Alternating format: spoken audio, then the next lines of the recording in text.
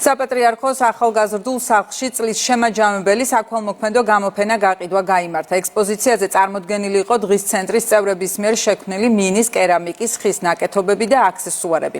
გამოფენა დაათვალიერეს საპატრიარქოს საზოგადოებასთან ურთიერთობის სამსახურის ხელმძღვანელმა დეკანოზმა ანდრია ჯაღმაიძემ და ჯანდაცვის მინისტრმა.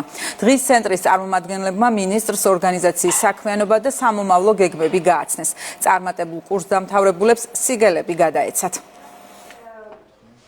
ჩვენ ხედავთ ადამიანებს, რომლებიც მართლაც შეგვიძლია ვთქვათ გადაჭრით, რომ ესენი არიან გმირები ჩვენი დროის, გმირები, რომლებიც რეალურად აკეთებენ იმ საქმეს, რომელიც მთელი საზოგადოების მორალური ვალდებულებაა, მთელი სახელმწიფოს მორალური ვალდებულებაა, რომ ზრუნავდნენ საზოგადოების იმ წევრებზე, რომელსაც სჭირდებათ ეს განსაკუთრებული მხარდაჭერა. დღეს ერთგვარი თავმოყრა იყო იმ გამოცდილების, ახალგაზრდული სახლის იმ გამოცდილების, რაც წლების განმავლობაში დააგროვდა. მოგეხსენებათ, რომ ახალგაზრდული სახლის დამფუძნებელი არის კათოლიკოს პატრიარქი და მიზანი ამისი იყო სახელმწიფო მზრუნველობის პროგრამიდან გამოსული ახალგაზრდებისათვის ისეთი გარემო შექმნა, სადაც ისინი შეძლებდნენ სოციალიზაციას, შეძლებდნენ უნარების შეძენას, რომელიც მათ ცხოვრებაში მიეხმარებოდათ. აქ ხდება ყოველდღიურად ახალი პროფესიების მოსინჯვა, ახალი მეგობრობის გაცნობა, სოციალური ბარიერების მოხსნა, ჩვენი სხვადასხვა, ასე ვთქვათ, ღონისძიებების საშუალებით და ჩვენთვის ეს არის რაღაცნაირად ერთგვარი შესაძლებლობების